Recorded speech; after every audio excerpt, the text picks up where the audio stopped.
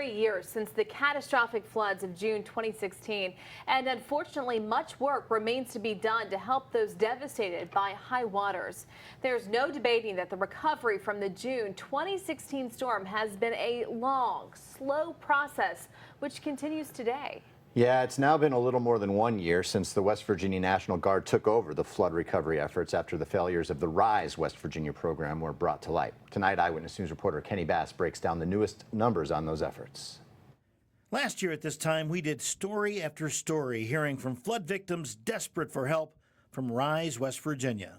My experience with RISE has been so distasteful. They dehumanize you. They treat you like a criminal, talk to you like you're a criminal. They won't even leave their building to come out to look at nothing. It's been totally appalling. And if you talk to everybody else, it's not that I'm just an angry person. They're doing it to everybody. It's been like that with everybody else. You sit back and you wait, and you sit back and wait and wait and wait. You know, nothing's getting done. The flood recovery process seemed paralyzed, but things began to pick up once the West Virginia National Guard took the wheel. Is it where anybody in West Virginia, particularly those 430 families that still need housing, want it to be? Is it where my boss, the governor, who's on me regular to make sure that this thing's moving as fast as humanly possible without making mistakes that are going to cause us to pay money back to FEMA when they come in and do their audits in a year from now? And is it as fast as Jim Hoyer would like it to be, because he'd like the Guard to get back to a state of equilibrium and not be, you know, involved in more things? Absolutely not. But have we made great progress in the short period of time that we've had it? Yes. I recently sat down with West Virginia Governor Jim Justice and asked him about the recovery process and the priorities moving forward. How many people are out there that have been almost 3 years now and they haven't been put in a home? Now, when it really boils right down to it, that's all that matters to me. In the past year, 50 homes and 4 bridges have been completed. Of the 433 cases being handled, 344 have been or will soon be assigned to construction management. That means there are fewer than 100 cases without a contractor.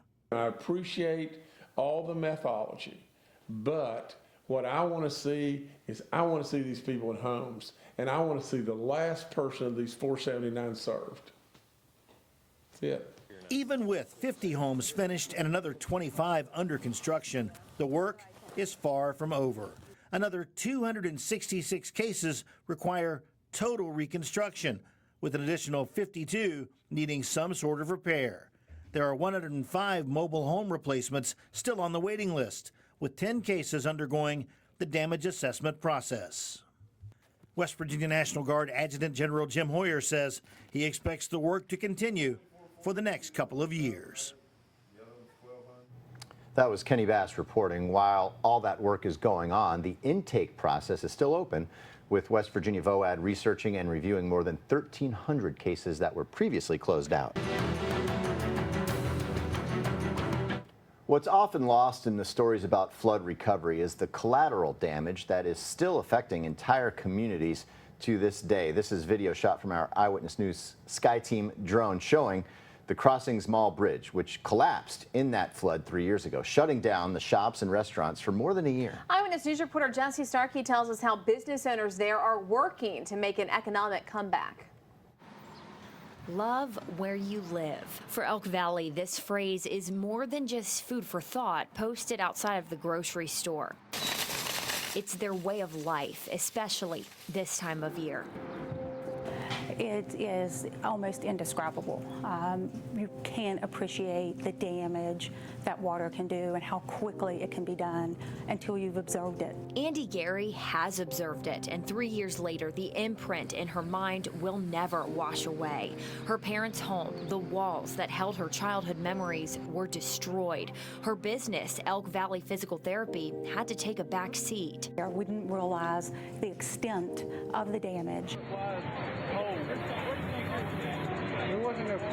Then another earth-shattering event as the bridge to the Elkview Crossings Mall came crashing down seconds after several cars drove across. Hundreds of people were trapped, including Gary's brother-in-law. Everybody was scared, of course. Nobody knew what was going to happen. The rooms at the hotel all filled up really quickly, and you couldn't get a place there, so you had to stay in your car. First responders built a new road to help people climb down the hill and get to safety. The effort took an entire day, but several hundred people were rescued safely from the Crossings Mall that had become an island overnight. Looking back, families weren't prepared for the next disaster about to hit. I was sick, because then I had to go through by Ripley, and that's a long way for me. Shoppers lost their only grocery stores and restaurants in town. About 500 jobs were gone. The Elkview Crossings Mall was inaccessible, cut off by the power of water. Months went by with no progress. A pretty big loss to travelers, because Elkview is our main stop from Big Otter to Charleston. The shopping center was going to be sold until the owner, Terra Retail Group, filed bankruptcy, delaying bridge construction even more. The property owner was irresponsible. He fought everybody all the way he could go. After several hearings in federal court and thousands of dollars in legal fees, the construction started on a new bridge more than a year after it washed away. The Crossings Mall is still working to make up the dollars lost, but business owners like Andy Gary aren't giving in. She moved her practice to the Crossings Mall as soon as it opened back up. If someone would have said, in 3 years, you're still not going to have this or that, I don't think anybody would have believed them, maybe 6 months, and things are going to start rolling. So it is a long process, a rebuilding process. You'll see some empty storefronts, but the people of Elk Valley will tell you never take for granted that simple trip to the grocery store or the chance to top off your gas tank. In Elkview, Jessi Starkey, Eyewitness News. Following the June 2016 flood, the Rise West Virginia program was created to help lower-income families in the 12 counties hit hardest. It was designed to provide those families with reconstruction, repair, or replacement of their homes. But for many, the help they were promised never came. Nearly 2 years after the flood, the program was placed into the hands of the West Virginia National Guard. And from that point, progress began, albeit slowly. Now, a year after the Guard took control, Eyewitness News reporter Gunderson is giving us a deeper look at the RISE program and why the services it provides are not quick fixes, but a long process.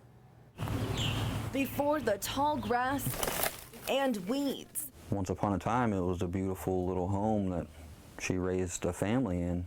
The home Ian Dobbin's great-grandmother built, now unlivable. She would be devastated. This is all she had. This was it. It was cared for by Dobbin's family for years, but after the June 2016 flood, there was no repairing it. So last September, he signed up for the Slum and Blight program under RISE West Virginia. The story was we thought it was going to happen within a couple months, but it didn't end up happening, and we had kind of given up on it. It wasn't until February of this year that RISE received the funding for the Slum and Blight program, and in 1 week, on June 25th, demolition is set to begin. As of this week, there are 14 structures ready to go. An additional 207 are in case management, and 169 of them are ready for environmental review by Marshall University, a process that can take up to 45 days per structure, and a process the man overseeing it all, Major General James Hoyer, says cannot be rushed. If a house has to be torn down, you have to go in first and do an asbestos test. That goes off to a lab, comes back. Once that's done, then you can finish the permitting process to tear the house down.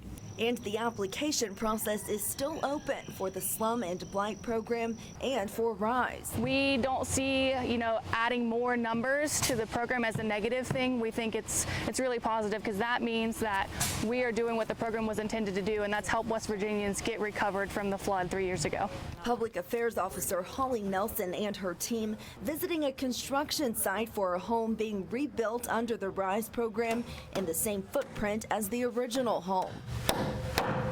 total rebuild of a brand new house. And so far where we're standing in is progress made through 9 days of construction. Without delays, the project should take anywhere from 90 to 120 days. But this is one of just 25 homes under construction now. 433 are still awaiting reconstruction, repairs, or replacement. Since the National Guard took over the program 1 year ago, VOAD has been reviewing all 1,400 cases it received since the flood, even finding that 33 homes had been deemed recovered too soon. I know that they're doing their due diligence, and we're making sure that every West Virginian is taken care of by going back through and making sure that people who are eligible still can get into the program. Hoyer says RISE as a whole is moving as quickly as possible without risking mistakes. Whether it's FEMA dollars or HUD dollars, if we go too fast and we don't do it right under the rules, regulations, and laws, somebody's going to have to pay money back. I've been out to all these places. I know people are still hurting, and I know communities need help to get whole, but we've got to do it the right way. And although the timing isn't ideal for Dobbins either, It's a super big project, you know, not just for me, but for hundreds of other families in the area. There's a lot of moving parts that go on with it. he's confident the demolition will happen and the property he loves will be given a new purpose. It's vital to our being and to our knowledge of where we come from, and to have a heritage place like this. It's super important to have this in our family for a long time. Hopefully I can pass it on to my kids and his kids. Kaylee Gunderson, Eyewitness News.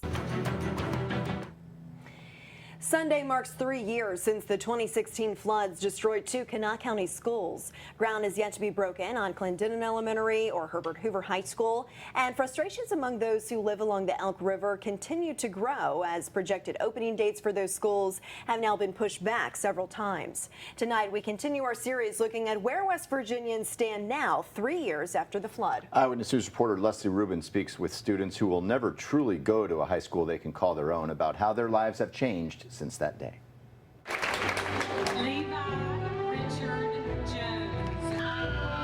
The Herbert Hoover High School class of 2019 walks across the stage to new beginnings. They were the last class to know what it was like to go to Hoover before the flood changed everything. We all know what happened. The 2016 flood that killed 23 washed away countless homes and businesses and forever changed life along the Elk River. Forever changed what it meant to be a Husky. I think the community is closer than it was before the flood, but I think people are frustrated with how the process is going of getting the school built and getting things back to where they were. Lauren Dysart will be a junior this year. She was in 8th grade when the 1,000-year flood took away so much from her town. 3 years later, she's grown into her new way of life. The portables aren't affecting my high school experience at all. That's just what my normal is. If I would be going to a real high school, that would be my normal, but the portables are my normal. Grant Bonner isn't complaining either, even though his high school hallways are made of wood and exposed to the elements. 7 classes a day. He'll be a senior, once promised a new school by 2020. We were told that we would be like the first graduating class of the new school, and now that coming up my senior year, nothing's going on, so it's kind of hard right now. But when you ask who, if anyone, is to blame, you'll get a lot of different answers. I think there's probably shared responsibility for the logjam. I think that FEMA was talking in bureaucracy terms that and not being clear on what their real needs are before they can move forward. But at the same time, there's been such confusion with the flood funding at the governor's level and at the state level that's played into it as well. This is all orchestrated out of the governor's office as far as recovery.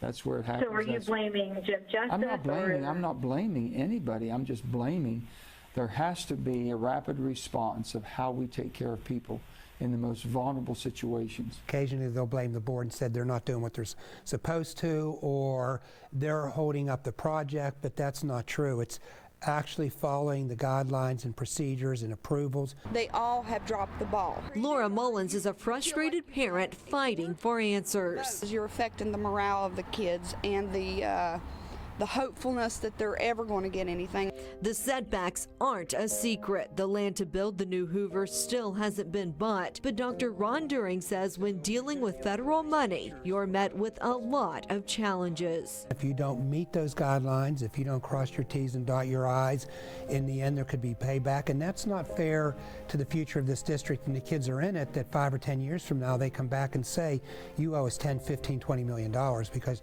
you didn't do things correctly. Environmental assessments are still ongoing. Next up, there'll be a public hearing held by FEMA and a public comment period. When those hurdles are crossed, During says it's go time to buy the roughly 238 acres owned by a church in the Given Fork area off of Frame Road to build the new home of the Huskies. It's going to have this nice grand entrance coming in. If all goes according to plan, the new projected opening date is 2022. And even though these students won't be around to see it, they say they'll still be Elk River strong. I would love to get a chance to see the new school, and I know I probably won't, and that's kind of sad, but I can't do anything about it. We want to see a new school whether we're here or not.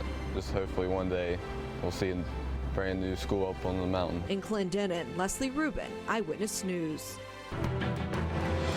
There's no doubt about it. It's been a rough 3 years for people who lived in a dozen West Virginia counties that really were ravaged by those 2016 floods. And a lot of those victims are still, to this day, waiting for help. This is video from our Eyewitness News Sky Team drone. The city of Richwood did get some money, but it's money that state officials now say a lot of people misused in embarrassing and even criminal ways. Eyewitness News reporter Bob Aaron looks at what happened and what needs to take place to make sure it doesn't happen again. But this is, again, a very perfect storm for what happened in Richwood.